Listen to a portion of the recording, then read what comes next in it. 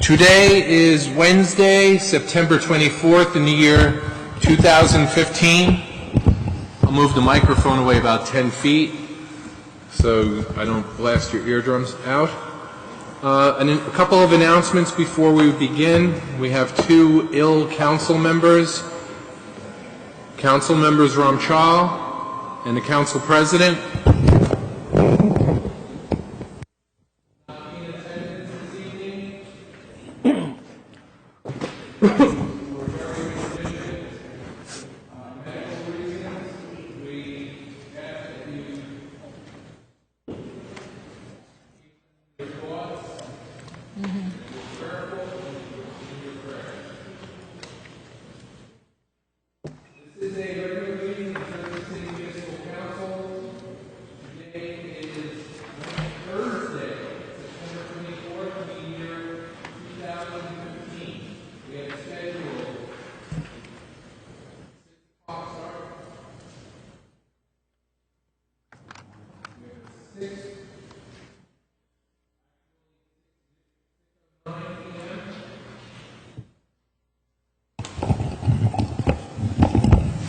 All right, we have a technician here tonight who's going to help us modulate. I think with this microphone, council members, what you're hearing is if you use those, we use those stereo speakers behind, or the speakers behind you, you hear the feedback. So.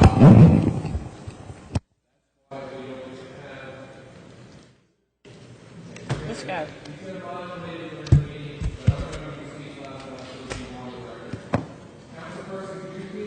Here. Here. Here. Here. Here. Here. So you're able to check.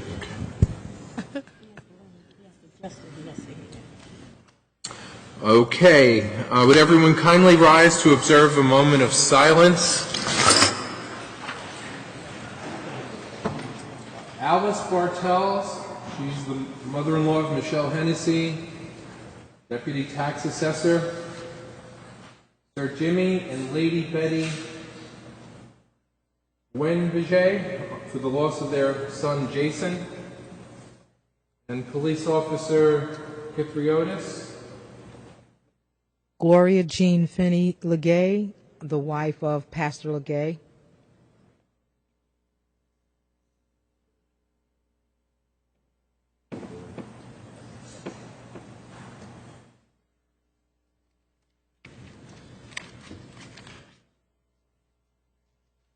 Please remain standing for a salute to the flag. I pledge allegiance to the flag of the United States of America and to the republic for which it stands, one nation, under God, indivisible, with liberty and justice for all. Thank you very much, everyone. On behalf of the Municipal Council, in accordance with the New Jersey Public Laws of 1975, Chapter 231, the Open Public Meetings Act, better known as the Sunshine Law, adequate notice of this meeting has been provided by posting on the bulletin board of the first floor of City Hall the annual notice, which is the schedule of meetings and caucuses of the Jersey City Municipal Council for the calendar year 2015. In addition, at the time of its preparation, the agenda of this meeting was similarly disseminated on Thursday, the 17th day of September at 4 p.m. to the Mayor, Council, Business Administrator, and the local newspapers, and posted on the city's website. So I can certify as to our total and full compliance with the Sunshine Law. So I'm about to receive a motion, and it's going to be a compound motion, and it's going to be at least to add 10T through 10Z1 to the record and to defer to 10 to 4H. And additionally? That's all. Motion. Thank you.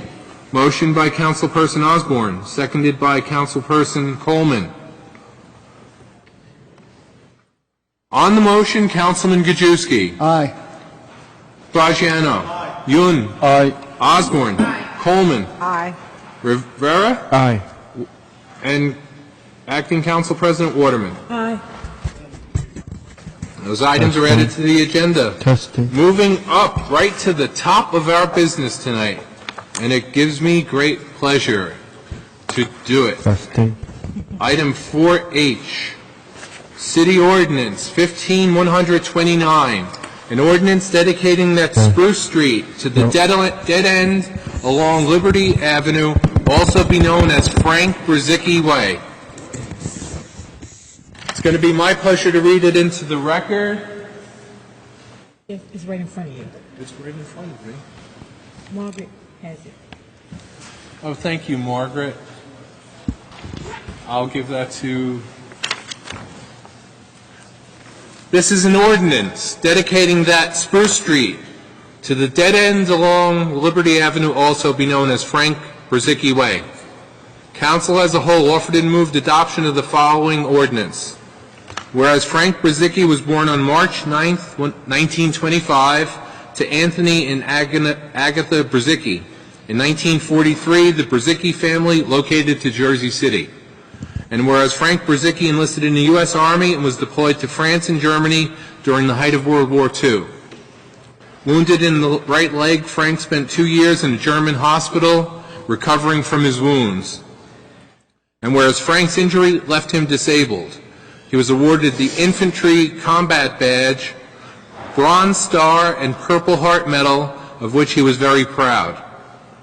Whereas upon his return home in 1948, Frank bought Brzezicki's Tavern, owned then by his father, a small, well-known establishment located on the corner of Spruce Street and Liberty Avenue. Brzezicki's was not only a tavern, but a place where people could get a helping hand, which Frank was always willing to extend. And whereas at age 43, Frank Brzezicki joined the Hudson County Sheriff's Department. Despite his disability, Frank was able to devote 25 years of dedicated service to the department, retiring in 1993. And whereas Frank moved to Newton, New Jersey after his retirement, but his ties to Jersey City remained strong. He often visited the tavern and the neighborhood, keeping up on the current events of the city. Whereas Frank Brzezicki was a war hero, an entrepreneur, and a good family man and neighbor. Now therefore be it ordained that the Municipal Council of the City of Jersey City deems it fitting and proper to dedicate that Spruce Street to the dead end along Liberty Avenue, be also known as Frank Brzezicki Way.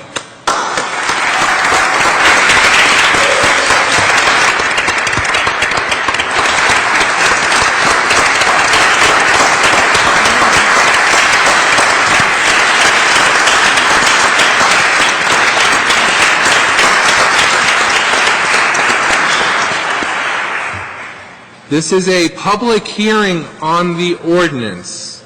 Is there anyone who would wish to be heard on the ordinance? Motion. All right.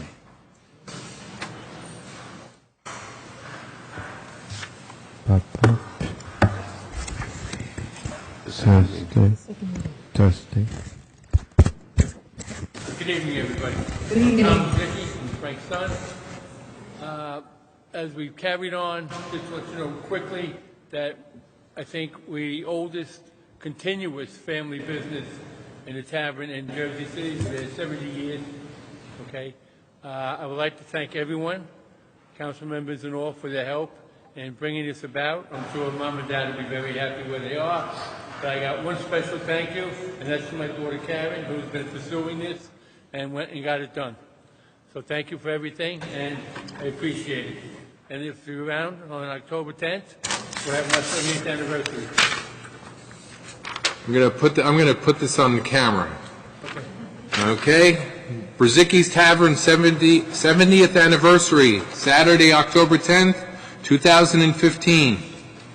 Thank you. Learn to play darts. Quickly, What is your name, sir? Richard Brzezicki, Richard Brzezicki. How are you? the good-looking son. Prior to my dad and the family purchasing Spruce and Liberty, they also owned a tavern on Van Horn Street. So in actuality, our existence in the city predates 45. And my research shows that somewhere around 1925, when my great-great-grandfather came, they had the tavern down in the Junction. But just a couple quick things about my dad. It was a family bar. It was a different time then. My dad was able to help people in the neighborhood. A friend of ours, Eddie Quirk, had cancer. My dad used to drive him. Family down the street, mother had cancer. We took in her daughter for an extended period of time. I had an extended family, we all did. Not only was that unfortunate thing handled, but in the bar, there were people who were lonely, not homeless, but alone, and they shared Thanksgiving with us, Christmas with us. We brought them up into our table, and we brought food down to the bar. So nobody was ever alone in that neighborhood, and that was due to my dad and my mom. So just a little insight into what taverns were back then. It was social gatherings, and thank you, everybody, for honoring my dad. Thank you. You're welcome. Okay. All right, we're going to ask the council members. Wait. Margaret. Yeah, let's vote first. Motion to close. Let's let the council vote, and then acting council president will make the presentation. Okay. Who's making the motion to close? Second. Who made the motion? I make a motion. Yeah. Who first made the motion? Coleman, Yes. Second, Osborne. third. Good. You can only, Yeah, you're third. I'm the second. Ladies, you can't beat the ladies.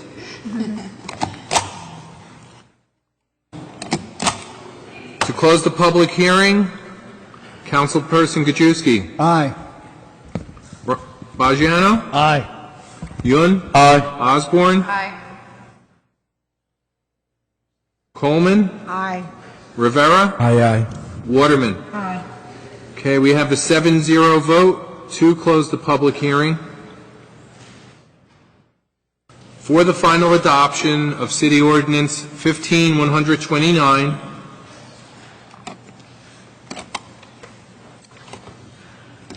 Councilperson Gajewski. Well, I have a little bit of a connection with the Brzezicki family because Tom and I went to grammar school together just a few years ago. And I could say that although I never could shoot darts, I did play a few racks of pool down in the bar. And I think you have every right, the whole family, to be extremely proud of your father for his service, not only for the country, but for the community and the city. So I vote aye. Councilperson Bajiano? And Tom, as I said before, my two sons said to say hello. They still remember you from Cub Scouts over at St. John's, and that's, 30 years ago, I think? I'm not correct? So they said to say hello, and I'm proud to help be part of this dedication. Got to vote. Vote. I vote aye. Councilperson Yun? Well, the Heights is a very unique town, and we have a pride. We call the Heights pride because we have great people live in Heights, and they're not only, great people, they know how to serve the community and the country. I'm so proud of it, and congratulations. I vote for aye. Councilperson Osborne? Please convey my personal thanks to your father, and I vote aye. Councilperson Coleman? I just want to say congratulations for all the good that's been done through your family, and I vote aye. Councilperson Rivera? Congratulations. Thank you so much for your family. As they're such a big pillar in the community, we commend your advocacy and, what you do in the Heights. Definitely vote aye. Acting President Waterman? Well, on behalf of the president who is absent, I want you to know that he was an advocate fighting for this to happen. And so I want to say congratulations. And to your granddaughter, you did a great job. And I know, he's proud of you. So congratulations. God bless you. Vote aye. Thank you. Thank you. We don't have a full house here, but Passes. the vote is unanimous, 7-0 for the adoption of City Ordinance 15-129, absent council members Ramchal and Council President Lavaro. We're going to take a picture right quick. We're going to picture. Come on.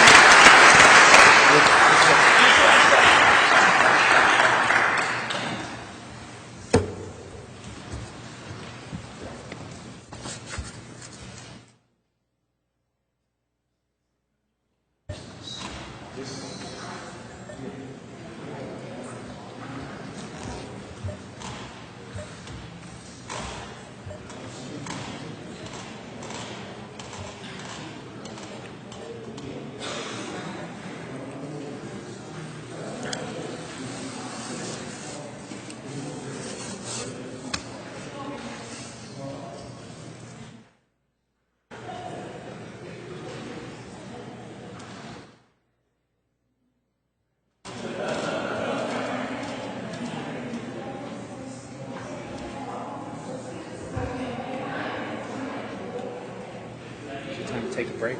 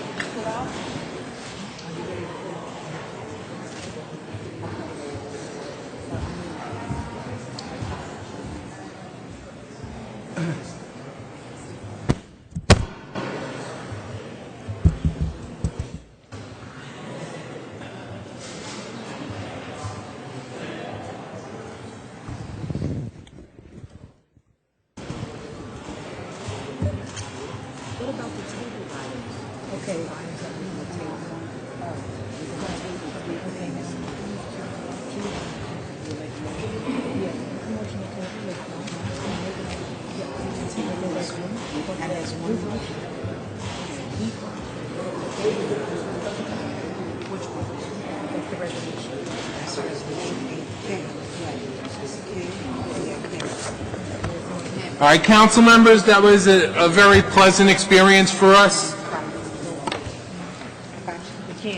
Brzezicki family is one of the pillars of Jersey City,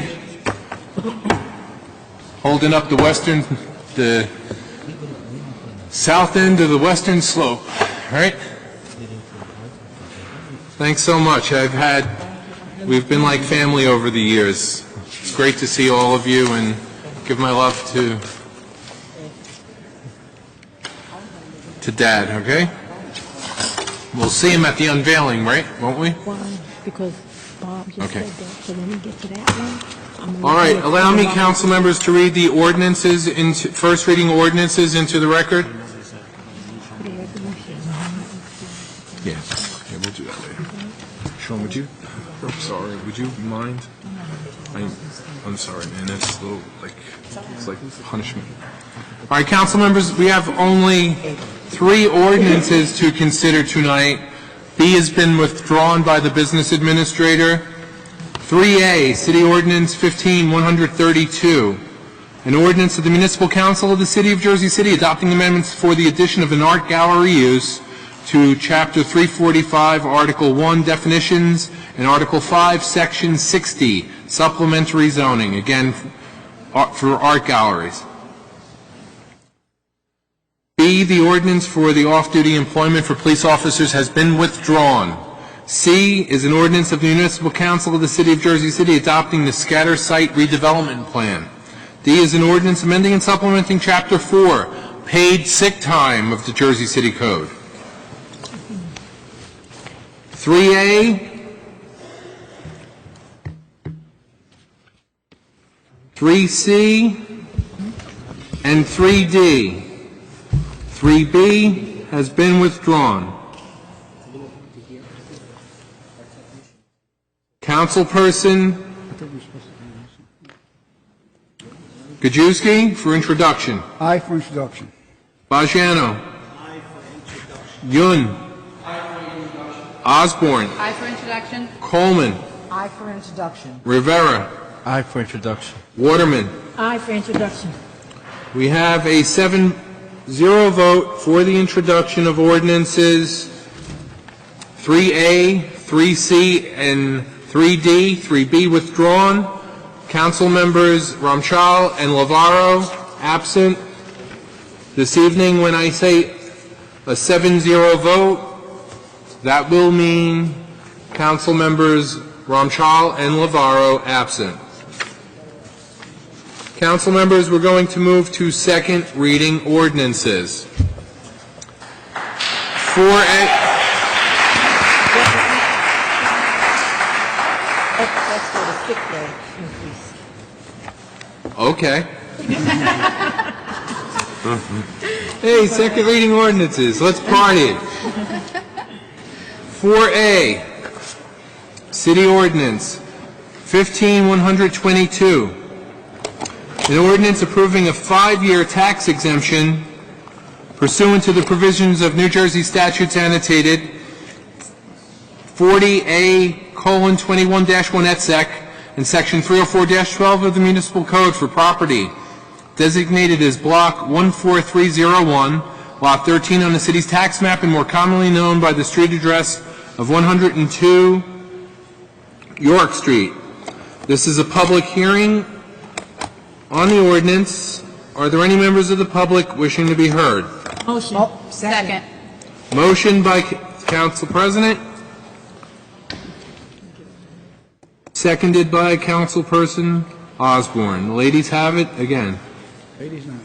To close the public hearing, Councilperson Gajewski. Aye. Bajano. Yun. Aye. Osborne. Aye. Coleman. Aye. Rivera. Aye. Acting Council President Waterman. Aye. We have a 7-0 vote to close the public hearing.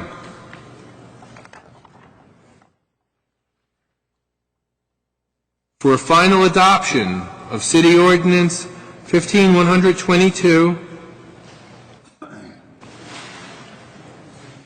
Councilperson Gajewski. Aye. Ramchal is absent. Bajano. Aye. Yun. Aye. Osborne. Aye. Coleman. Aye. Rivera. Aye. Waterman. Aye. We have a 7-0 vote for the final adoption of City Ordinance 15-122, Item 4A.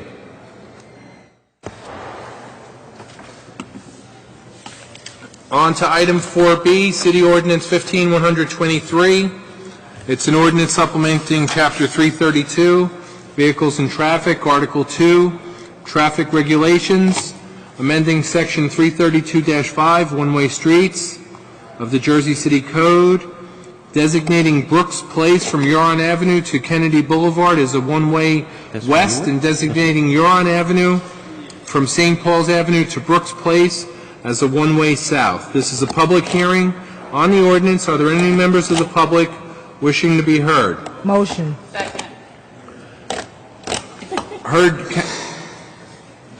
Council, that's what I thought. Councilman Rivera made the motion, first seconded by Councilperson Coleman. To close the public hearing, Councilperson Gajewski. Aye. Bajano. Yun. Aye. Osborne. Aye. Coleman. Aye. Rivera. Waterman. Aye. We've closed the public hearing, 7-0. To consider the final adoption of City Ordinance 15-123, Councilperson Gajewski. Aye. Ramchal is absent. Bajano. Yun. Aye. Osborne. Aye. Coleman. Aye. Rivera. Aye. Waterman. Aye.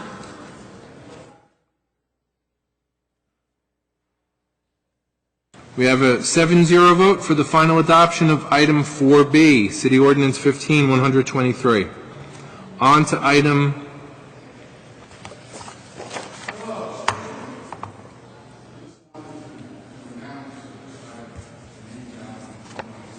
Excuse me, you can't interrupt. Steve. Good job. Steve, you cannot interrupt. Okay? If you keep interrupting, Steve, they're going to remove you, so don't do it, okay? Don't do it. Steve, for $5 million, you shouldn't interrupt here. You should be partying outside. Thank you. Item 4C, City Ordinance 15-124, is an ordinance authorizing the execution of a rights-of-way use agreement between the City of Jersey City and Mobilite LLC, doing business as NiFi, to permit the installation of antennas and related communications equipment on existing utility poles, and if necessary, to install utility poles within certain public rights-of-way for purposes of providing telecommunication services. It's a public hearing, Mrs. Balser. Yes, I'm not necessarily against this, but I brought this up in the past, is that we have the poles already with spaghetti wires, and that has not been addressed. So either using new poles, or they're going to go on to existing poles, and I don't think that's right. I think we should at least like the city look somewhat better than it does right now. If we're just adding more junk, I hate to use that word, on the utility poles, and there's nothing wrong with that in terms of, making communications better, but it looks ugly. I don't know how to say it. It looks ugly. So I wish the city council would address this. It might not be related directly to this particular ordinance, but, It isn't. next year there'll be something else added to it. Thank you very much. Motion. We have a motion by Acting Council President Waterman, seconded by Councilperson Osborne.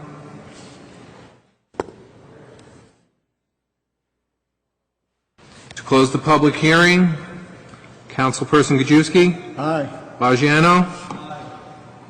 Yun. Aye. Osborne. Coleman. Aye. Rivera. Aye.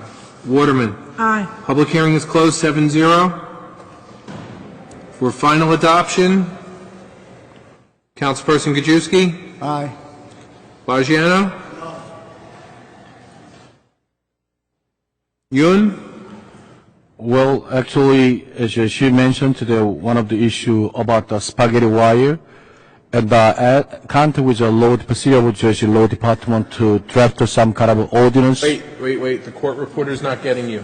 Is that right? Oh, Talk slow. Not getting you. you cannot hear? Can't you hear me? You're getting. See, don't put your hand on the micro. Here. This is the perfect way to use the council. To use it. Speak into the middle of it. Don't put your hand on it. And just look straight at Yeah, it. look right into Straight it. on? Right. You don't have to touch it. Right. You did. Please I don't. try to adjust it, okay? Okay, just lean in and give it to us. Everybody has a different sizes, so I have to adjust myself, okay? All right. As a public comment about the spaghetti wire and all those citywide, I understand. So I ask that the law department look into some kind of control for the spaghetti wire and city of Jersey City, but their response is that all those things controlled by State of New Jersey Public Utility Commissioner or board. So city of Jersey hand is very tight for that issue. So somewhere we have to, this city council pass a resolution to demand the state to come up some kind of rules and regulation or give us some authority to city of Jersey to control that wire. So I understand that this utility has a benefit to people of Jersey City, so I voted for aye. Osborne. I echo Councilman Young's comments and vote aye. Coleman. I agree with the councilman, and I vote aye. Rivera. I vote aye. Waterman. Aye. We have a 7-0 vote for the adoption of item 4C. Item 4D. I'd like to make a motion that we table. I apologize. Thank you. I make a motion to... Wait. Pardon me. Wait. Oh, okay. Yeah. Wait. Let the clerk eat some crow for a minute. Thank you, Bob.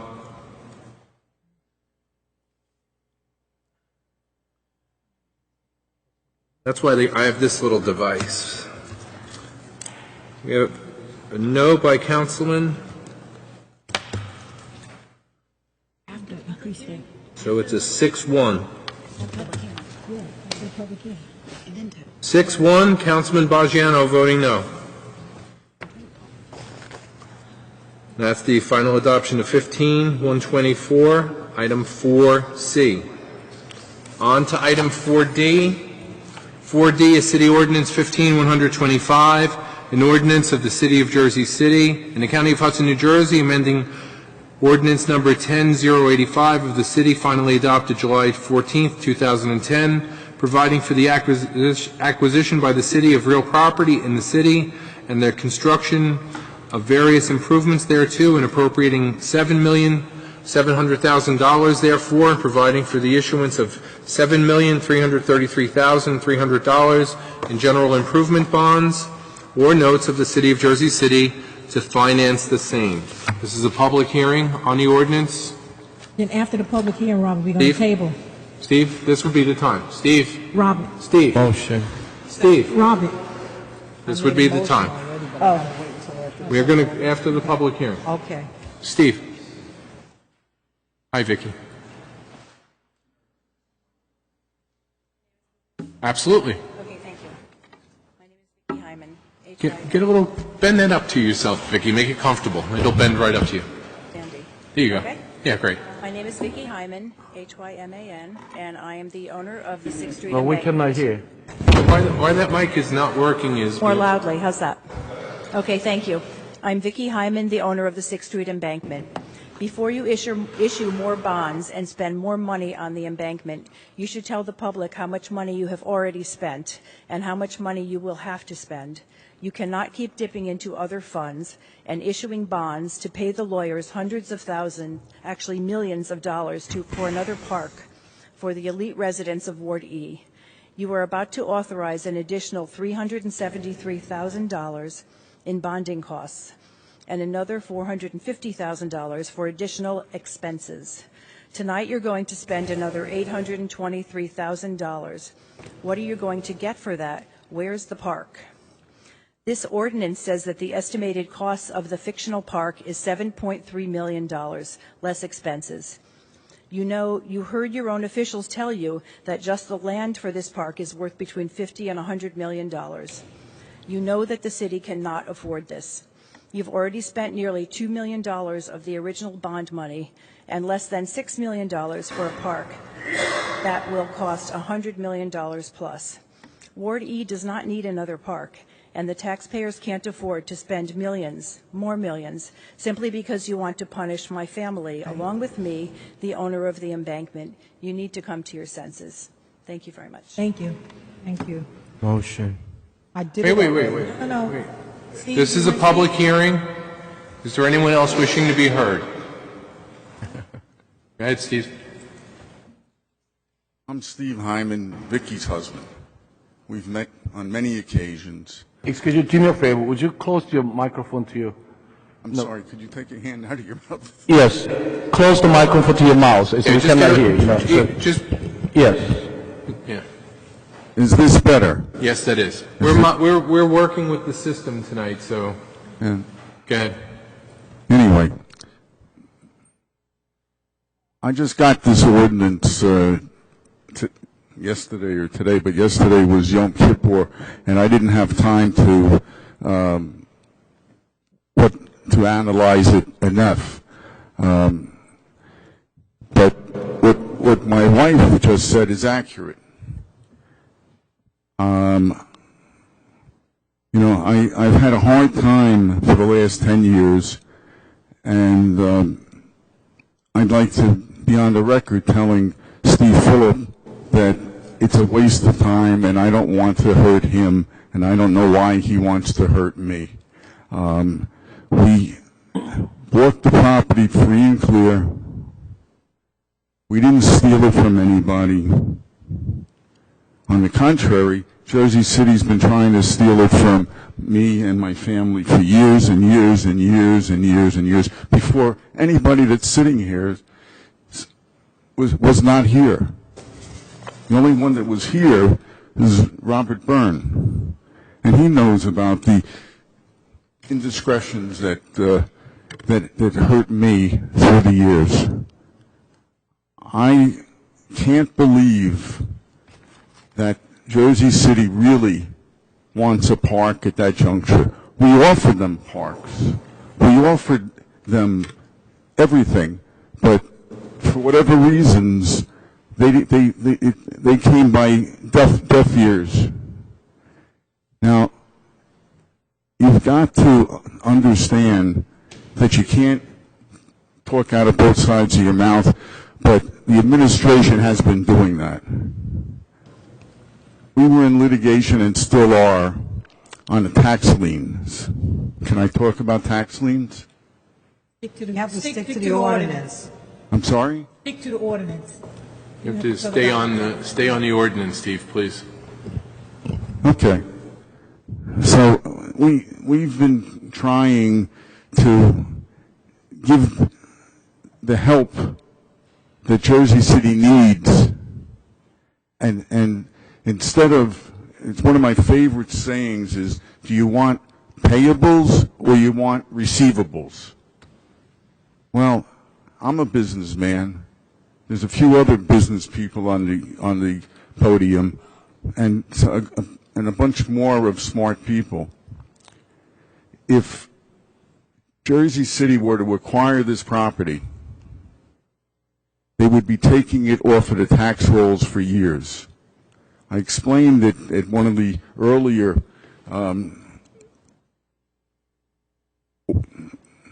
council meetings that in round numbers, if this property could have been developed up until now. He's not talking about the bond. Right. They want you to stay focused on this bond. Excuse me? We don't want to talk about the property right now. We need to stay focused on the We want to bond. table this bond, so we need you to Right. Focus on the make a bond. statement so that it can be tabled. Well, I don't know. You know, bonds relate to money. And this is money. Mm-hmm. It's not yours, and it's not yours, and it's not mine. Mm-hmm. It's the citizens of Jersey City. If Jersey City got this park, they'd be taking money away from the rest of the city. Because Wardy is not putting in their fair share. And if it's true what people are saying, that the park could cost $100 million. Well, we're only speaking about the bond, Steve. Just stay focused I on the bond. can't hear you, I'm sorry. Steve, we're talking Stay about... focused on the bond, just this ordinance. You're saying a lot of other things, but we really need you to stay focused. I'm sorry. We need you to stay focused on the ordinance. Stay on the ordinance, Steve. That's all. On the ordinance. I want to talk about the ordinance. Yeah. If they're gonna pull The it. ordinance We is told to garner money. Let me ask you something. Is it Steve, No. Steve, we're going to Withdraw this. withdraw, we're going to table this. So I understand you're not getting to your point. Right. You're not making sense. And I just we want to hear you out so we can table. We're tabling this. So we don't really need to, I don't understand what you're trying to say. There's no plot to what you're saying here. And you can come back up in the public speaking and speak for 5 minutes and On speak whatever. about the property or anything else. But right now, this is just a public hearing on the ordinance. That's very generous of you, but that's why I'm here today, because I can never get more than 5 minutes on these issues. Okay, you can come on the public speaking portion and talk to us about anything, but you have to stay focused on this bond. Can I take a break and come back in this? You could take a break and come back at the next council meeting. Well, we have you on the speakers list. Speakers list. You're on the speakers list, Steve. So you can we come have back you on and the speak. speakers I list. know, but can I step back and let somebody go ahead of me? Nobody else? No. If there's someone else that wants to speak after you, This is a public hearing. Mrs. Balser? Yes. Mrs. Balser wants to speak. Yes, and I will speak on the issue of Yvonne Balser. What I would like to know, I understand it's going to be tabled, but what I would like to know is the $7.7 million, was that budgeted in the budget we passed a couple of months ago? Or was this something, a new item? I'm going to direct the camera over to the table. The business administrator could explain. Could he? Was this part of the budget process? Well, now, excuse me. No, let the business administrator explain this. So let me clarify what this ordinance is. It is not an ordinance asking or authorizing for $7 million in new debt. That's not what's happening here. What is happening here is we're amending the ordinance that was approved in 2010, which authorized the $7 million. So the original ordinance was regarding parkland on the embankment. When the council earlier this year changed the purpose of the ordinance from park to the rail transfer station, the match component of the original ordinance was grant-related money, which were focused on parks. Well, since it's no longer a park, we have to change the match, or in this case was the down payment. We can't use a park grant as the match for a rail transfer station. Therefore, in this year's budget, to answer your question, Ms. Balser, we budgeted the down payment of $333,000 in our capital improvement fund to now represent the down payment of this ordinance. So the ordinance is doing two things. It's changing the purpose of the ordinance from the park to the rail transfer, and it's changing the down payment from the grant money now to budgeted money. Okay, so it's bookkeeping, Mrs. Okay. Balser. Yeah, we're cleaning up the ordinance. Okay. We're not authorizing new debt, Mr. Hyman. Okay. So, All right, Steve. okay, so was that $330,000 in the budget, was that earmarked for another project? No, it was earmarked for this project. Earmarked for this budget. Okay, now, so this is what I'm having a little bit of confusion with. If we are not entitled to the money, let's say from Hudson County, from Port Authority, every other ordinance, the state of New Jersey, the Baykeeper, we're not entitled to those grants. That somewhere along the line, the public has got to make up that grant money. So that's where I'm having a problem with. Is that from you're saying it's not new debt, but if we're not entitled to the grant money, how does that make sense in terms of math? Doesn't make sense to me. Why are you explaining it to me? Well, that the other sources represented in the ordinance were for the entire project as a whole.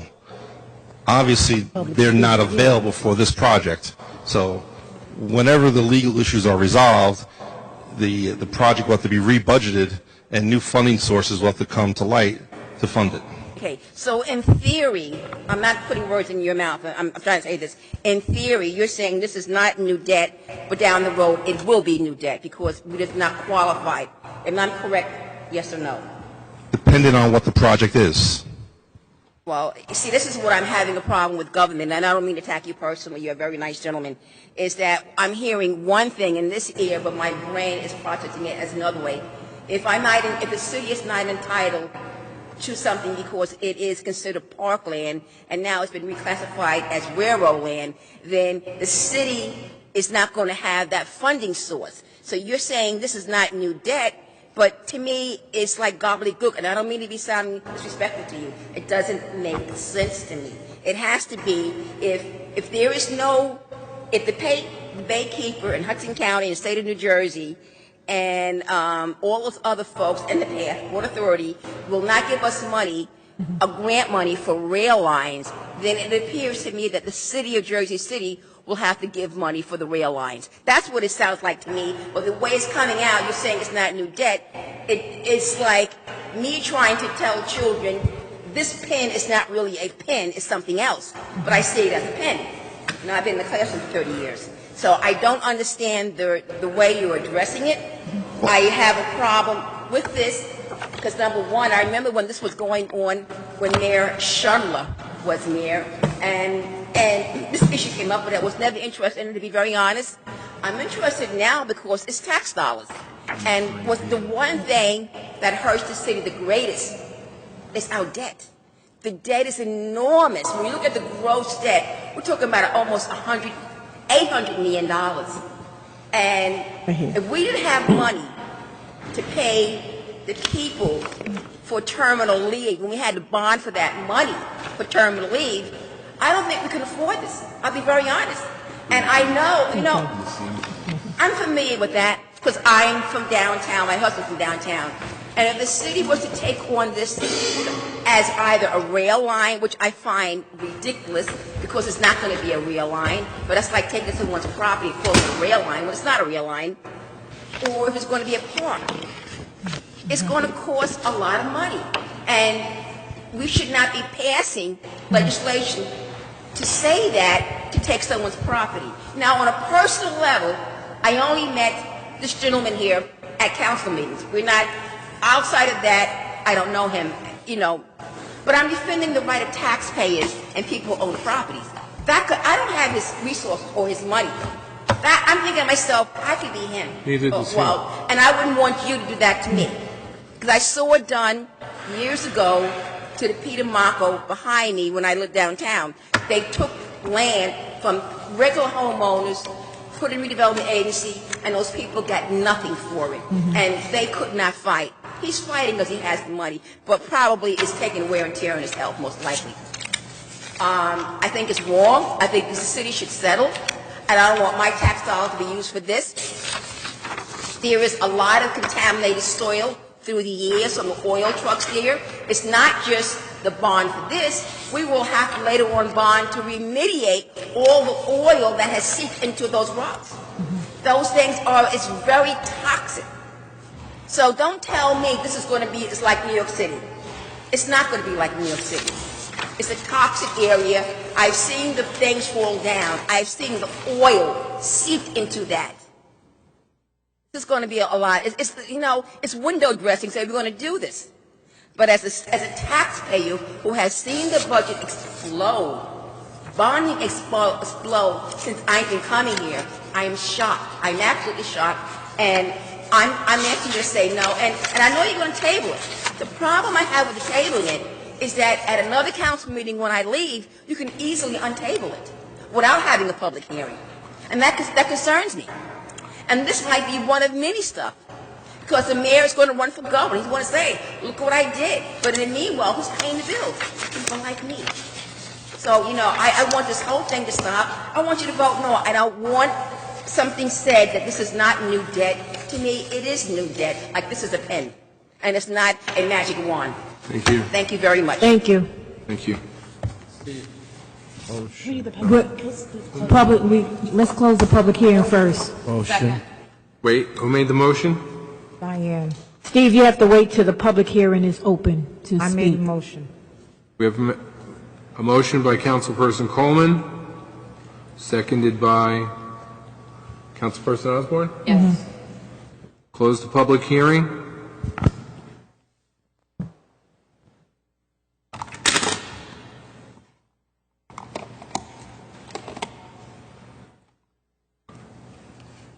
Aye. Councilperson Gajewski. Aye. Thank you. Councilman Bajano. Aye. Yun. Aye. Osborne. Aye. Coleman. Aye. Rivera. Aye. Waterman. Aye. I make a We've motion. closed the public hearing. Oh, we got to, 1 second. yeah.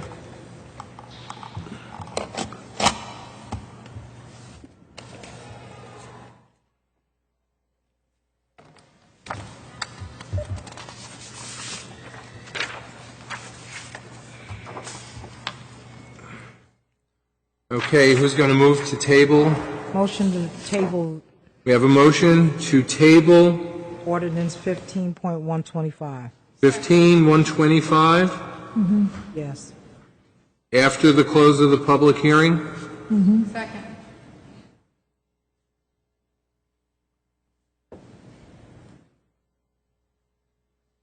Motion is made by Councilperson Coleman, seconded by Councilperson Osborne.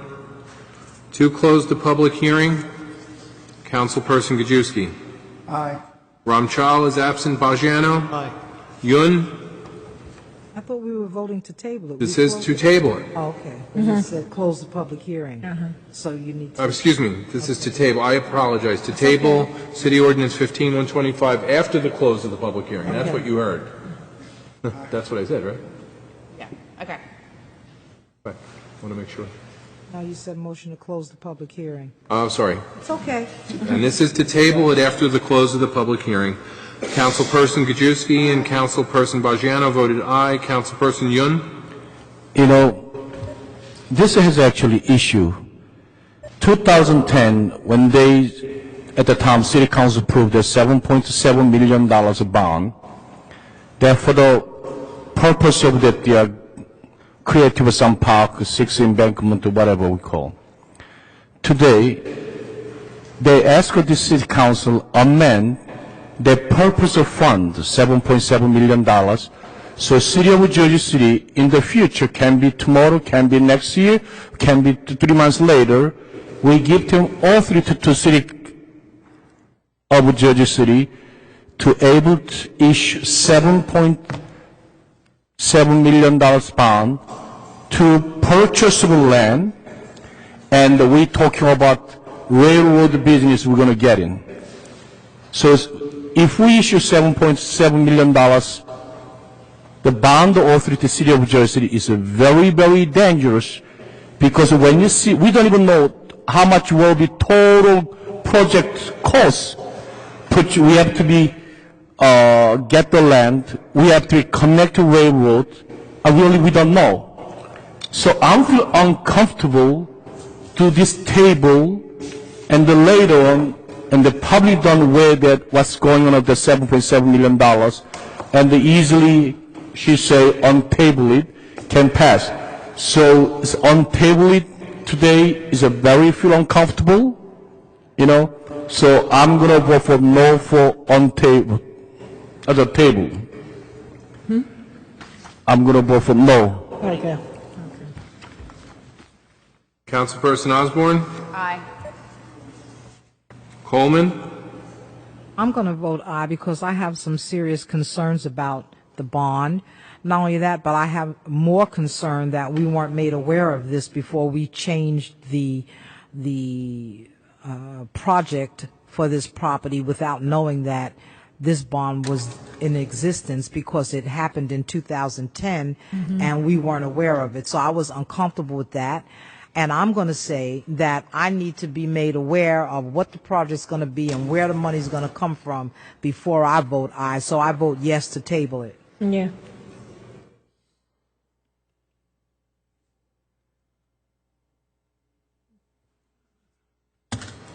Councilman Rivera? Yes to table. Councilperson Waterman? Yes. Okay, this ordinance has been tabled by a 6-1 vote. Councilperson Yun voting no. We're going on to the next ordinance. Steve, we finished with that. It was tabled. Okay? Thank you. Thank you. Excuse me, sir? Is everything in 4 finished? The second reading ordinances? No, not all of them. No, we have 5 more this year. Hopefully they'll go quick. The doctor said. I hear you. 4E, City Ordinance 15-126 is an ordinance amending and supplementing Chapter 3, Administration of Government, Article 3, Mayor, Office of the Jersey City Municipal Code. Excuse me. It's public hearing on the ordinance. Anyone wishing to be heard? Motion. Motion by the Council President. Hold on one second, Bob. Seconded by Councilperson Waterman. Councilperson Osborne. To close the public hearing. Councilperson Gajewski. Aye. Bajano. Aye. Yun. Osborne. Aye. Coleman. Aye. Rivera. Acting Council President. Aye. We have a 7-0 vote to close the public hearing.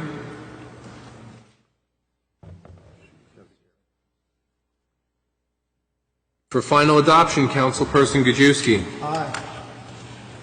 Bajano. Aye. Yun. Aye. Osborne. Aye. Coleman. Aye. Rivera. Aye. Waterman. Aye. Absence of Council President. 7-0 vote. For the adoption of City Ordinance 15-126, item 4E on tonight's agenda.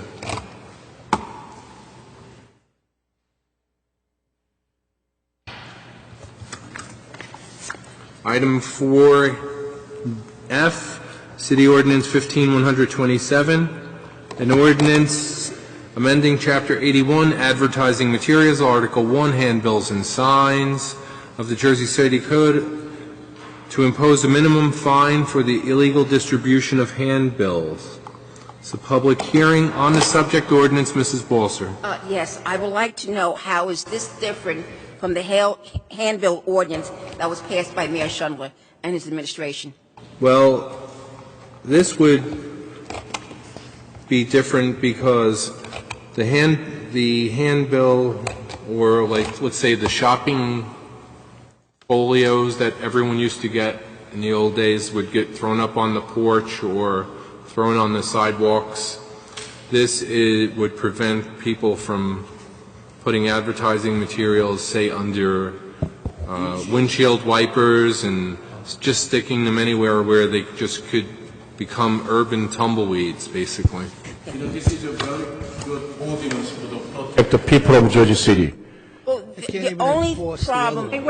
Let her finish. Just let her finish. Yes, that's... the only problem I have with this is that you have an established mayor or council, and you have done fundraiser, and perhaps you have, money.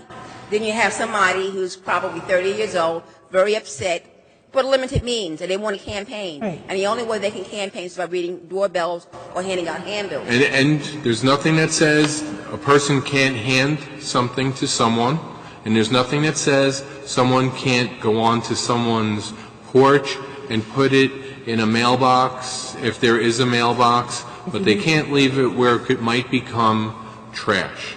I understand that. That's all. But on the other hand, the person that has the backing of a ticket with developers' money that is, via abatements, they can mail this, whereas the other person cannot.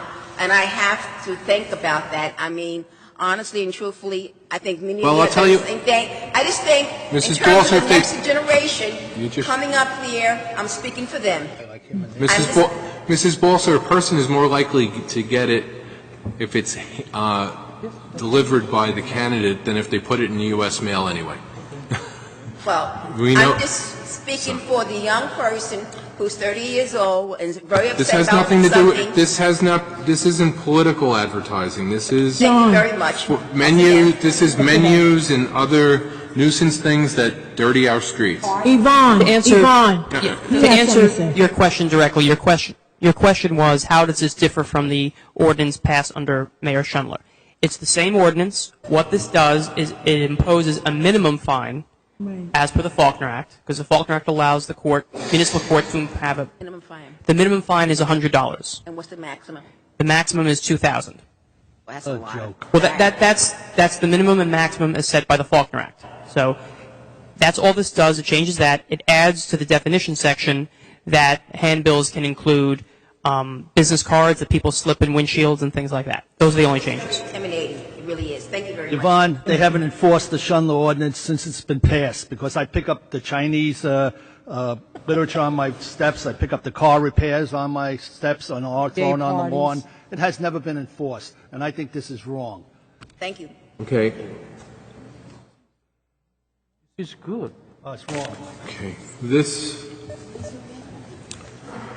is a public hearing. Anyone else wishing to be heard? Motion. Second. By Coleman, seconded by Osborne. To close the public hearing, Councilperson Gajewski. Ramchal? is absent. Bajano? Aye. Yun? Aye. Osborne? Coleman? Aye. Rivera? Aye. Waterman? Aye. 7-0 to close for final adoption of City Ordinance 15127, item 4F. Councilperson Gajewski. This is a good idea. Very good idea. That's because nobody Bajano? entered your gated community down in the... Bajano? Councilman Bajano. No, and I think it's a joke, and I think it's a shame that they're even bringing this up. The Schindler ordinance hasn't been enforced since day one, and people that have to get a message out into the community, the best way of getting it out is putting it under the car windshields. And I'll tell you something, I've been putting it under windshields for years, and I find very few, if any, thrown on the hilltop streets. I'm going to get it. I'm going to get a And I'm picture up of you for doing it 3 and put it on YouTube. Councilman Yun. Well, I vote for aye. Actually, we try to control that repeat offenders in certain franchise store. They do every weeks, and they create so much litter in the street. So about the time to control. So increase the fine to $100, and our municipal court able to a little heavier fine for repeat offender. It's about time to bring the accountability. Those on careless, some stores. So it's a good. It's a protect our street. I vote for aye. Rich. Osborne. Street on Central Avenue. Osborne, come on. We want to move this. I thank Councilman Yun for putting this up here. Anything to keep our streets more clean, which is a public use, and everybody has a right to clean streets, so I vote aye. I agree. Councilperson Coleman. Aye. Rivera. Aye. Waterman. Aye. We have a 6-1 vote. Councilman Bajano voting no for the final adoption of item 4F, City Ordinance 15127. Item 4G, City Ordinance 15128, is an ordinance amending Chapter 157, Entertainment Licenses of the Municipal Code to add Section 12, the Joseph Connors Senior Center, establishing usage regulations for the center. This is a public hearing. Are there any members of the public wishing to be heard? Motion. Second.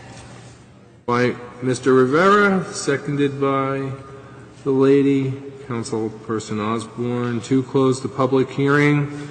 Councilperson Gajewski. Aye. Ramchal is absent, and I wrote in the wrong spot. Oh, my goodness.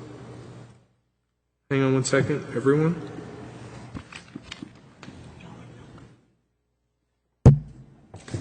Councilperson Bajano? Aye. Yun? Aye. Coleman? Osborne? Aye. Coleman? Aye. Rivera? Aye. Waterman? Aye. We have a 7-0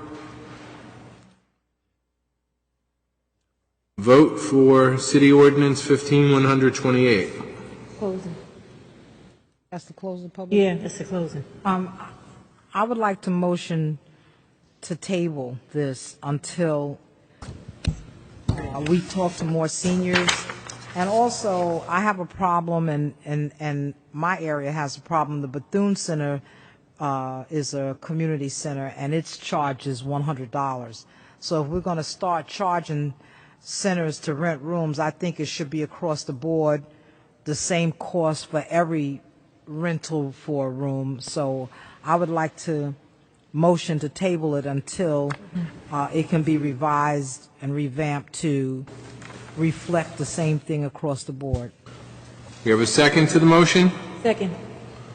We have on the motion by Councilperson Coleman, seconded by Councilperson Waterman. Councilperson Gajewski? Aye. Bajano? Aye. Yun? Aye. Osborne? Aye. Coleman? Aye. Rivera? Aye. Waterman? Aye. Tabled after the close of the public hearing is City Ordinance 15128. Okay, 2 more to go. 4I. We did 4F. H earlier in the meeting for the Brzezinskis.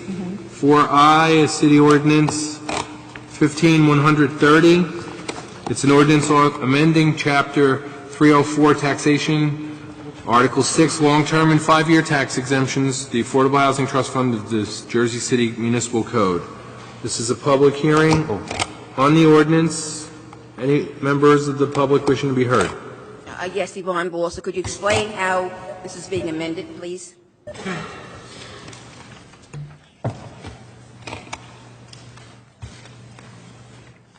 John? Basically, what this is doing is amending the code of the city to make the tax abatements coterminous with the length of the tax abatement. Financing it. You know, I mean, this is one of the reasons why I personally have a problem with that. Everybody else that has a mortgage, we have to go with the market. You're saying to someone else, we're going to give you a window. Yet when people Wait. You're talking about tax. You're talking about tax. I understand, and I'm off the subject. I apologize. I think it's wrong. If number one, they're not paying any Board of Ed taxes, which is a serious problem. Also. Well, I don't agree with it. I believe that the city should not be an issue of protecting one group of housing. This is 5-year tax exemptions. 5 year. Well, I have no problem with 5 years. This is 5-year. 5 years. It's okay. 5-year But it tax says exemptions. Long term and 5 years. It says on the ordinance. No, it does not. It says long-term and 5. Oh, correct. Yes, Yes, I'm long-term sorry. and 5 years. I stand corrected. I apologize. Okay. Well, I accept your apology. I sit So- corrected. Yeah. I mean, I never had a problem with 5 years, but I do have these problems with these 20, 30-year abatements, and I think it's absolutely wrong. We're saying, to certain people, hey, we're going to protect you, and you have the right to vote. So when you want to vote for a park, they'll vote for it, but they're not going to pay for it. The costs are fixed. Mines are not. Like paying for this a light rail thing, or the rail is now called rail line, not a park anymore. So that's the problem I have. You're taking people who have the right to vote and now they're burdening them with new taxes, and I think that's absolutely wrong. If everyone has the right to vote, then everyone should be in the same boat of worrying about how to pay for things, and no citizen should be exempt from that worry. Thank you. Go ahead, John. This is, just to be clear, Ms. Balser, this is not about tax abatements per se. It's about making contributions to the Affordable Housing Trust Fund coterminous with the length of the tax abatement. Well, as you know, I'm against abatement. I think they're morally bankrupt. Understood, but that's not what it's not about. Okay. Thank you. Motion. Wait. We have a motion by Councilperson Coleman, seconded by the Lady Councilperson Osborne, to close the public hearing. Councilperson Gajewski. Aye. Bajano. Aye. Yulin. Aye. Osborne. Coleman. Aye. Rivera. Waterman. Aye. 7-0 vote to close the public hearing. For final adoption of City Ordinance 15130, Councilperson Gajewski. Aye. Bajano. No. Yun. You know, this is another, I hate to say it's a gimmick. Mayor of City of Jersey, Mayor Steve Fulop, issued that September 8th, regarding for... He's voting. This is before the vote. This is to close the public hearing? Well, this is the final voting. No. Yeah, we're voting. September 8th, he actually issued that tax abatement policy. Based on his tax abatement policy, they have a definition of affordable housing units. When they call the affordable housing units, they have 3 categories. One, low or moderate income housing project, and which has 100% project for the entire term of the pilot for the low and the moderate income. Number 2, mixed income property, at least 20% of affordable housing units, the total actually gross is 20%. The other was Section A. Now, that's the 3 category we call the affordable housing. and his policy, we're going to give the 5 to 8% annual gross revenue for annual service. You know, we give a lot of benefit for affordable housing units, but now this ordinance, they changed 15%, and his policy say 20%, ordinance say 15%, they contradict itself. So later on, I'm going to guarantee it, when our developer come in this city hall, and he's going to only provide 15% of affordable housing units, and he's going to demand same kind of benefit who get affordable housing units. So this is another gimmick I cannot accept. And also, if we give the waive the affordable housing contribution fund for the just affordable housing unit, we understand. But they ask entire units. This is looking for free ride, all the benefit from the taxpayer. I can say yes. I'm going to say no. Councilperson Osborne? Aye. Coleman? Aye. Rivera? Waterman? Aye. We have a 5-2 vote for the final adoption of City Ordinance 15130, item 4I. Council members Bagiano and Yun voting no. Our final second reading ordinance is an ordinance, one, approving a 5-year tax exemption pursuant to the provisions of New Jersey Statutes 40A:21-1 et sec. and Section 304-12 of the Municipal Code for property designated as Block 10004, Block 2.01, on the city's tax map and more commonly known by the street address of 5-19 Right Monsignor Leroy McWilliams Place and 141-151 Erie Street, and 2, rescinding Ordinance 06-119, which authorized a 30-year tax exemption for the property. This is a public hearing on the ordinance. Are there any members of the public wishing to be heard? Second. Motion by Mr. Rivera, Councilman Rivera, and seconded by Councilwoman Osborne to close the public hearing. Councilperson Gajewski. Bagiano. Aye. Yun. Aye. Osborne. Aye. Coleman. Aye. Rivera. And Waterman. Aye. For the final adoption of City Ordinance 15131, public hearing is closed 7-0. Councilperson Gajewski. Aye. Bagiano. Aye. Yun. Aye. Osborne. Coleman. Aye. Rivera. Waterman. Aye.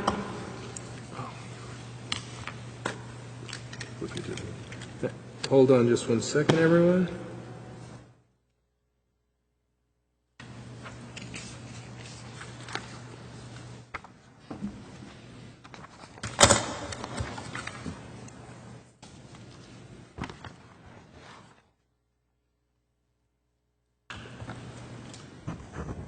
We have a 7-0 vote for the final adoption of our final second reading ordinance, City Ordinance 15131, item 4J. Adopted 7-0. On to the speakers list. First speaker tonight, Laverne. Not here. Laverne's not here. William Doherty. Not here. Yvonne is here.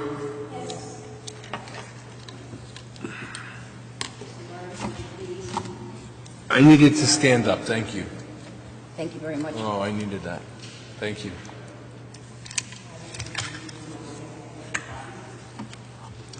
That's coming out of your time, Yvonne. Get up to the microphone. What you have here is something that my husband and I did. If you hold it up and see Hoboken, this is the city of Hoboken. This is where I live in Zone 2. Where I live in Zone 2 is larger than the city of Hoboken. And you took away my right to visit my family, because I have family in Zone 2. In fact, probably 10 years ago, my sister-in-law went swimming, and there was too much chlorine in the pool, and her eyes temporarily burned, and she couldn't see for maybe a week. We had to go to her home and put eye drops. If this was to happen today, and we had to go visit my sister-in-law in Zone 2, my car would be booted, because we had to put the drops in her eyes every 2 hours. So this is why I'm saying this is a discriminatory zone right here, something that the mayor is forcing us to live with. Because I live in an area in which there's more than 5 units, I don't need parking. Yet my doctor, my dentist, and other people I know, I'm not saying all of them, are in here. You're interfering with my quality of life, and you're telling me I can't visit family members because my Zone 2 goes all the way up to the north. The park here is Washington Square Park. That's Union City, and it goes all the way down to Montgomery Street. It goes all the way over to the light rail stop, and it really goes all the way over to the Pulaski Skyway. That's how big this area is. And you're telling me I get 2 hours. 2 hours. And to me, that is absolutely... See, a lot of you don't have extended family members. I do.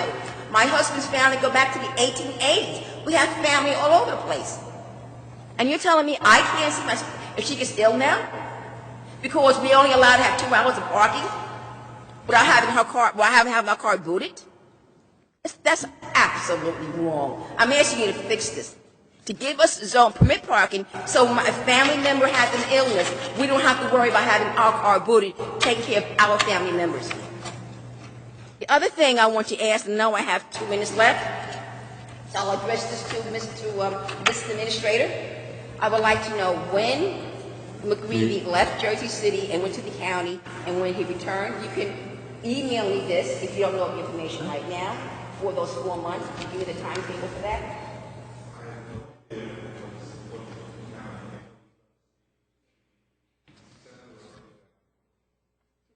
December of 2014. Okay. And when did he return? Oh, he hasn't. Okay. So he's in that non-for-profit thing right now, huh? JSEP. Okay, the non-profit. Okay. The other thing I want to tell the council members is that I went to the county and I asked them to do a mock-up of the election for 2017 in case the public votes yes. It's going to have the governor's race, the freeholders race, the state senator race. They're going to have all of it. And Bill O'Day and the rest of the council of freeholders said they will do it. It's going to be there October the 6th. And you should go there and see what it looks like, to see if they can find it. It's going to have questions on it. It's going to have the Board of Ed races. So if you are pushing this, you shouldn't see what it looks like. The only thing I did not ask for is those 6 names that you can have above it.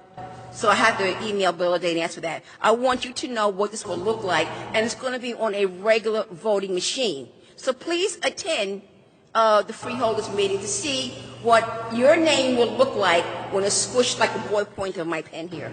And that's all I have to say. I have 15 minutes left. And I'm asking you again to please address this issue of parking. I have family in Jersey City. My husband has family in Jersey City. We have family all over the city. I want to be able to do things for family members and not have my car booted. I want to be able to attend weddings. I want to be able to attend wakes. I want to be able to do real family things and not have my car booted. I'm entitled to that, for God's sakes. I am. I'm an American citizen. I'm entitled to be treated like anyone else in this city who maybe they have a one-family house and they have a permit parking and they have a garage. Thank you very much. Thank you.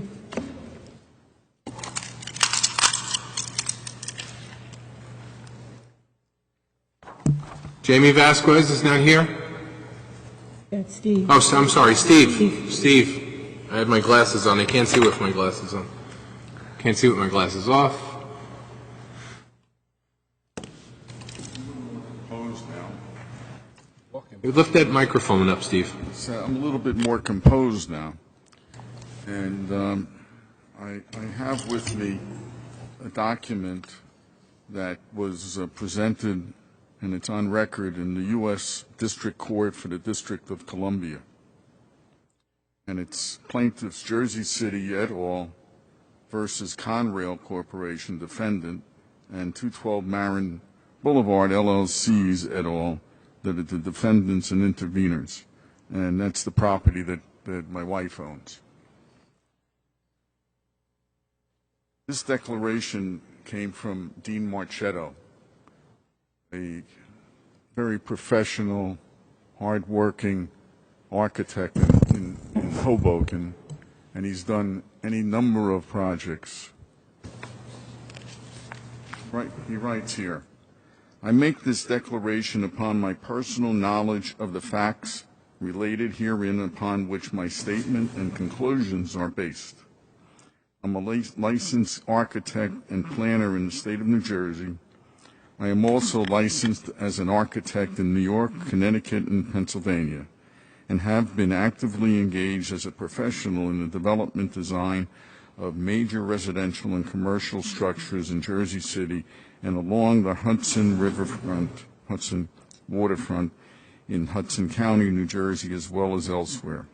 For over 30 years, I'm a principal in the firm of Marchetto, Higgins, Steve, which provides a range of architecture, planning, and urban design services more fully described as the firm's website with the appropriate web, www.mhsarchitects.com. My experience includes, this is reading from transcript, it's not my experience, it's Dean Marchetto's experience. My experience includes representing major developer organizations from the beginning of the development process and includes site selection, site suitability, zoning, and land use analysis. The process of... What happened there? Go ahead, Steve. I don't think I'm going to have enough time to finish this, but among those clients are the defendant intervener of this civil action. I have firsthand experience with the development of the Jersey City waterfront, including its zoned, adopted... Steve, we can't hear you. You got to get close to the mic. After you said experience, we need you to go after that. The word experience. But the clock is ticking. Don't worry, I'll give you, for the interruption, I'll give you a little bit of time. Go ahead. I have firsthand experience with the development of the Jersey City waterfront, including its zoning adopted in the form of a number of redevelopment plans administered by the Jersey City Redevelopment Agency and the city's planning board. I'm very familiar with existing uses that have been developed on the city's waterfront, commonly referred to as the Gold Coast. Due to its tremendous success, its location directly across from Hudson River and from New York City's financial district, and the presence of many Wall Street financial and trading companies, investment banks, and similar institutions, corporate citizens. The development area in the Jersey City waterfront for purposes of this declaration consists of the lands sometimes referred to as the downtown Jersey City, which are bordered by the east, on the east by the Hudson River, and on the north by the major passenger rail terminals, and physically separates Hoboken from Jersey City on the... Steve, we cannot hardly hear, you know? Yeah, but we cannot hear, so... City which are bordered on the east and on the west by Marin Boulevard and Henderson Street, and on the south by water basins and canals adjoining Liberty State Park. Some additional former industrial areas at the northern and southern end extend further to the west, and the defendants' interveners' properties, the embankment, lie to the west of Marin Boulevard, roughly in the middle. The waterfront area just describes approximately slightly more than 1 square mile in area, virtually all of which has been planned for urban development through the city adoption of redevelopment plans, which have become the zoning of the area. A number of those plans date back to 1980s. Almost uniformly, they seek to displace all industrial uses and replace them with mixed-use development at a fairly dense urban level. Mixed use consists of business, office, hotels, supporting commercial uses such as restaurants, retail stores, and residential uses, mostly in high-rise, luxury rental, or condominium buildings. As an example of this Gold Coast development, approximately 10 years ago, Goldman Sachs completed a major office building on one of the blocks. It purchased with the site of a former Colgate-Palmolive factory. Designed by the architect Caesar Pelli, it has become one of the landmark structures at the southern end of the waterfront. A fully enclosed shopping mall, Newport Center, is located near the eastern end of the embankment. It has been in place for over 20 years and serves a large community of thousands of prosperous residents living in the waterfront area, as well as others who arrive on the light rail. The waterfront is well served by 2 passenger rail mass transits, the Hudson Bergen light rail system and the PATH train that run through there. The former railroad, one public street where Conrail once ran its trains. Steve, we gave you extra time. We gave you an extra 2 minutes, Steve. I'm just slow. Okay. Can you sum up, please? Sorry? Can you sum up? We gave you I gave you. I can't sum. I'm sorry. I appreciate it. I think that I'll email it to the council people if they don't mind. Sure.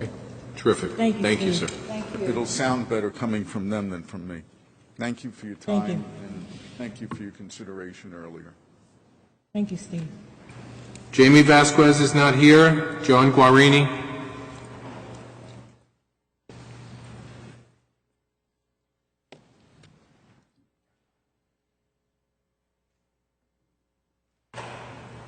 Good evening. Good evening. One that works here? No, go over. That's Mrs. Balser's microphone, our videographer. Good evening. But she likes to take pictures of herself a lot. Let me put this back to 5 minutes. Okay. Go Go ahead, John. Go ahead, John. Thank you. Good evening, City Council members.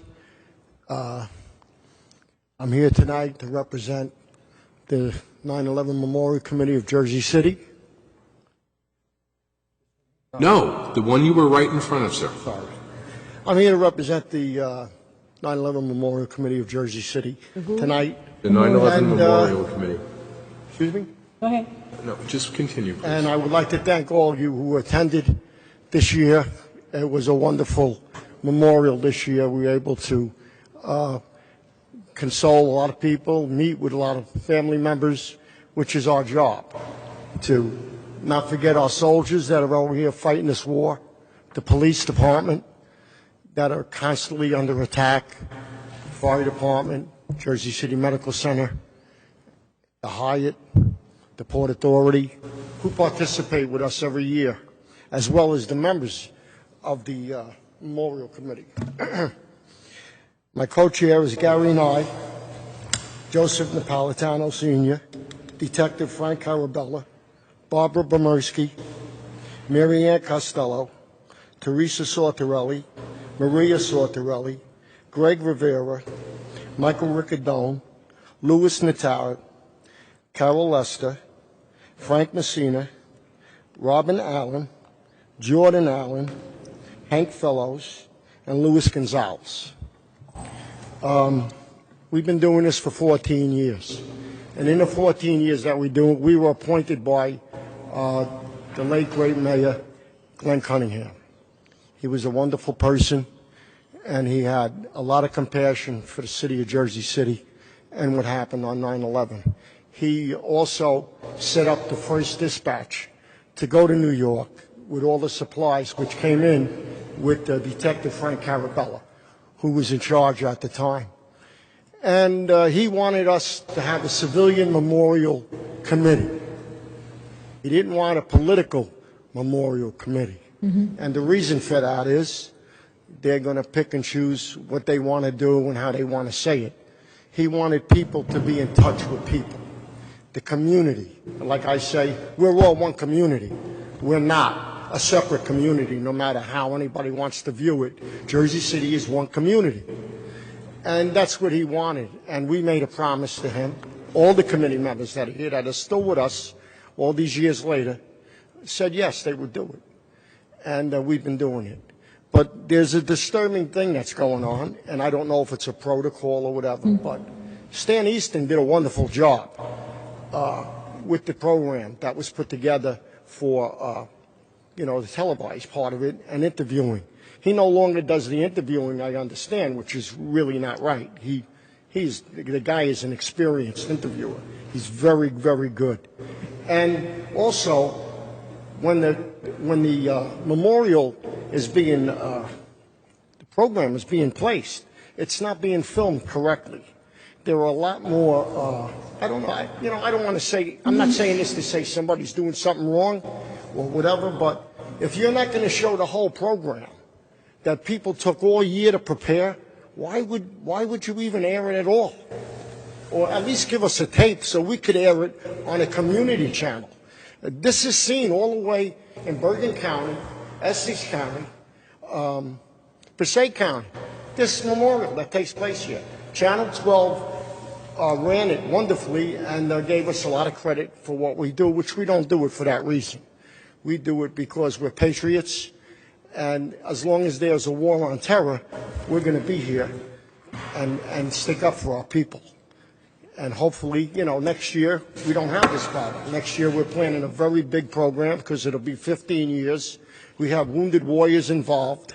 We have some celebrities already interested in coming, which we have one, Frank Messina, who's been seen on Empire Boardwalk. He's a committee member for 5 years. So we're always doing the right things the right way and presenting it with dignity. And many of the families, they like it, they want it, they enjoy coming to it to reminisce, to feel for their family. I lost a daughter 20 years ago, and let me tell you, there is no such thing as closure. How do you close anything like that, So I was just hoping, give me one second. No, sir. I was just hoping that maybe the city council can help us get this programming right, and especially for next year. All right. Thank you very much. Thank you, John. Good night. Vici Smoti. Thanks, John. Vici Smoti. Yonel Letellier. Tony Sandcamp. He left. Marlene dragged him home. Phil Carrington. Yes. Lorenzo Richardson. We might have a quorum of the school board here. You guys might have to go home. Good evening. Good evening. I must say that although I am a school board member, I'm here on my own behalf, and I am speaking on my own personal views and not the views of the board. Okay. I'm here to talk about a couple of things. I just left PS 29, where the reentry program is across the street from there. And What reentry program? What reentry program? well, the self-help center. They said there's some reentry and some other things going on in there. I'm not sure of all the programs. There's nothing going on there. Okay. Go ahead. In any event, the programs there, they still, of course, have concerns, but also there's an issue with, they say that there's a Back up this much. issue with up the street, there's no crossing guard on the MLK side. They're also requesting, because there's no light, and I guess maybe the speed bumps are not really doing everything that they should, they would request a police car at the intersection of Rose and Claremont. That was the concerns that came out of tonight's meeting.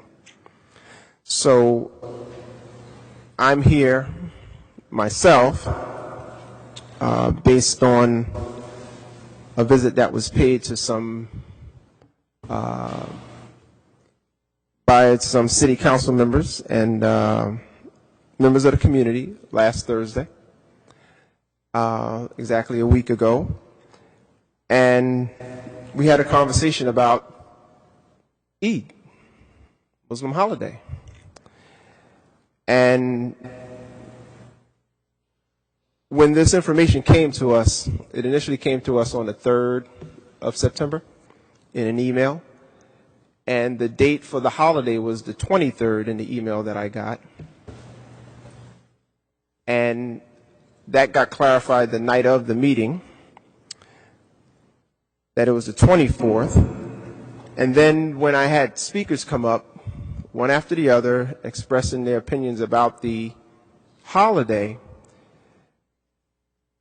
I don't know how this got lost in the conversation and how we conducted the meeting, but a lot of people don't come to the caucus meeting, so a lot of times information is not always shared and transferred over. And I know there was some sort of displeasure on that Tuesday night. But when it came down to Thursday, we had already laid out all the reasons why we couldn't do a closure of the entire school system at the last minute with only 6 days notice, after we had already revised the calendar on September the 1st and posted it on our Facebook page. It made absolutely no sense to have parents try to make a sharp turn and try to make arrangements for their children. Now, I laid all this information out. I don't know who all stayed to hear it all, because, there was a lot of yelling and a lot of, other things going on, and people wanted what they wanted, but they didn't understand the ramifications of a decision that we would have made. And I tell you for a fact that I look at everything, and I have to make sure that all children are being considered here, which the majority of our children in the district would have been impacted by a school closure. Now, I don't know what went on here, because I heard there was a vote and with you guys, and I think some members of the council were here and the superintendent was supposedly here. I don't know. I'm just hearing this. But my thing is, I'm not going to get something last minute and be asked to make a decision on something when I know that I'm making the right decision.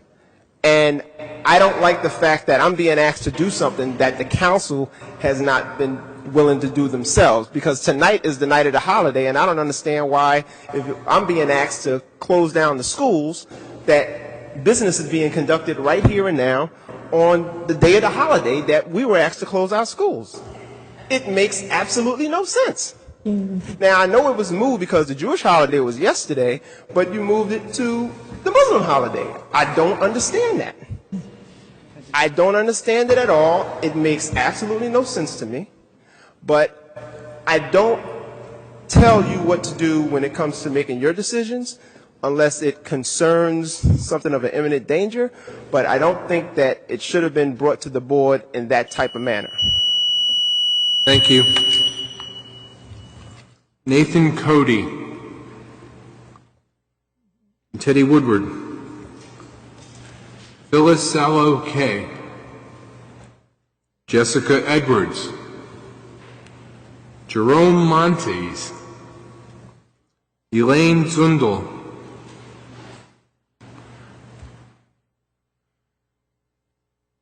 Is it Gerald or Gerard? Yeah, we have a misspelling there, Mr. Lyons. Gerald Lyons, correct? Okay, begin. Burns, may I give you these to hand out to the council members? I need the exercise, please. Give it to me, sir. Your clock is ticking.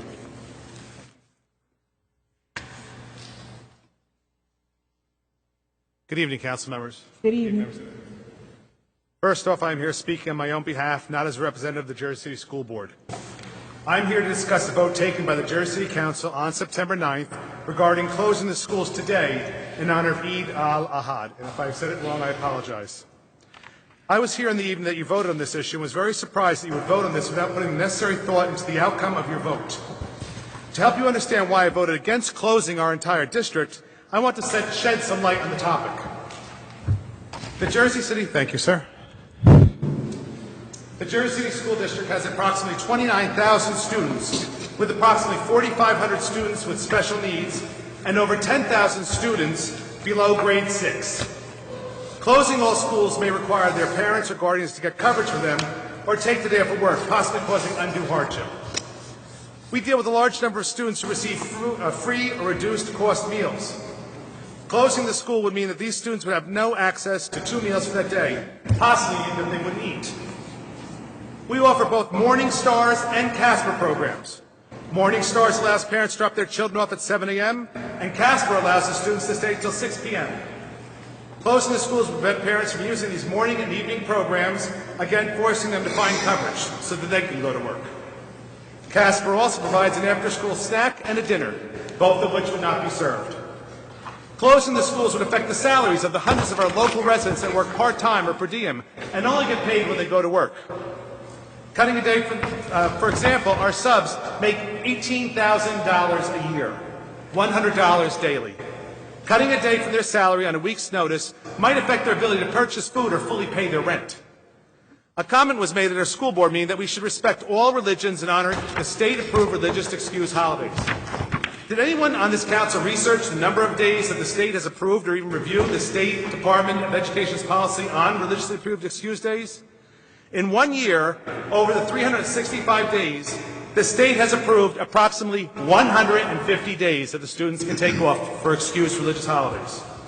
They also provide very strict guidelines on how we are to address the students who choose to take off for religious reasons, protecting their rights and respecting their religious views. This is the law, with an additional provision that any district may add days as deemed necessary. The school calendar was voted on and approved in May. It was handed out to our entire district a week before our caucus meeting. Our district reports that we have approximately 44 languages spoken at the homes of our students.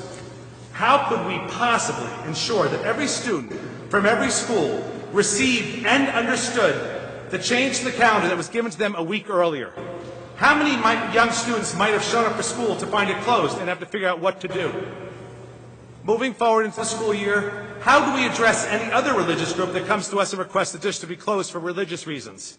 If we voted to approve one group and then turn down another, we'd be setting ourselves up for possible lawsuits. I agree that the calendar needs to reflect our diverse community. I agree that we need to honor all the religions represented in our city, commonly referred to as the most diverse city in America. I want to see a calendar that embraces our cultures and makes our students know that we respect everyone. I firmly believe that the current members of the school board will make this happen, but it has to happen with thought and planning and an opportunity for all stakeholders to be at the table. There is more to this issue than just closing the district for the day. Communication issues, dietary concerns, fostering a respectful environment, and working together with the various cultures need to be priorities. We need to show our community that we embrace our differences and we live together as one community, albeit with different views. I am respectfully requesting that the City Council members discuss the ramifications of your votes when they concern our children. Please listen to those that have come before you, but also think of those who have not, for whatever reason. Maybe they didn't have the chance to tell you how their vote would affect them. I have asked that we address this issue at a special meeting we are scheduling in October. If we begin the process now, I am hopeful that the school board members will have ample time to meet with the community and build a strong foundation for an educational system that reflects our community and exudes respect. I am also hopeful that instead of this closing a window on needed communications between the City Council and the school board, we have opened a door showing the need for all of us to work together. Thank you very much. Thank you. Thank you. Jerry, I wanted to ask you a question. I'm just curious. In your school policy, if a child is out for religious reasons, are they marked absent? I mean, they lose that as an The absent. front page of what I gave you. Uh-huh. For record keeping, they're marked absent for the day, so Okay. you don't have a false thing. However, that cannot be used against them for any kind of awards. They cannot be cannot. given any kind of college transcripts. They cannot have any serious tests on that day. Any work that's given has to be made up the next day. The teacher has to provide that for them. The state has set very strict guidelines to make sure that we respect the kids when they're off. Okay, now, if they gone for like the attendance, like, you know, some kids get the award for attendance, that wouldn't affect them if they out for a holiday. Strictly for record keeping, cannot be used against them in any way, shape, or form. Okay, so then each child can be recognized as their religious holiday. They could just be out and nothing will happen. Ms. Waterman, one thing that I asked, and I'm waiting to get an answer on this, is not that individual child, but the schools are very proud now when they get a perfect attendance award.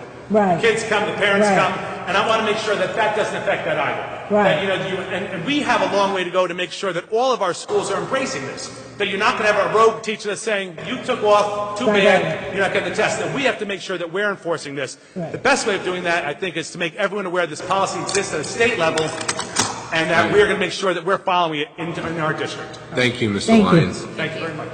Thank you. Council members, I can get you through the balance of business in a few minutes if you give me the opportunity.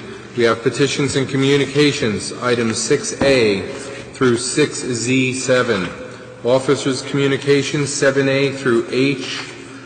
Reports of directors, 8A through C. We're voting on the claims and addenda numbers 1 and 2. Councilperson Gajewski. Aye.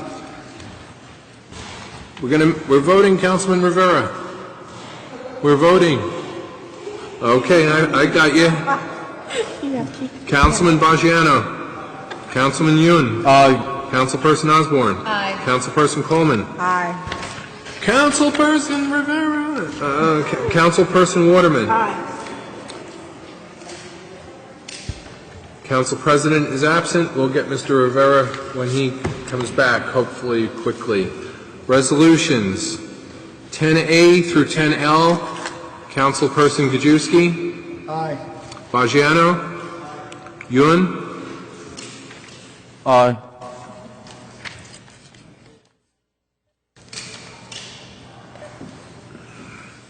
Ten A through L, sir. 10, 8, 8. A through L. First, he said aye. Yes. Osborne. Aye. Coleman. Aye. Waterman. Aye. No, that's somebody. Lavaro is absent, as is Mr. Rivera. But take your Aye, thank you. And go back to claims and addendum number 1. Oh, you're not going to be... Claims and addendum number 1 approved 7-0, as are resolutions A through L. No, Robert? You're voting no. We've passed it, Councilman. I'll come back and take your vote on, you want to change your vote on K? Yes. Your 10K. vote, we're just going to take the vote. K is no. No. Till Okay. 4. Okay, K 6-1, Councilman Yun voting no. M also- through V. M through... Okay. Okay. K is not 6-1, but 5-2.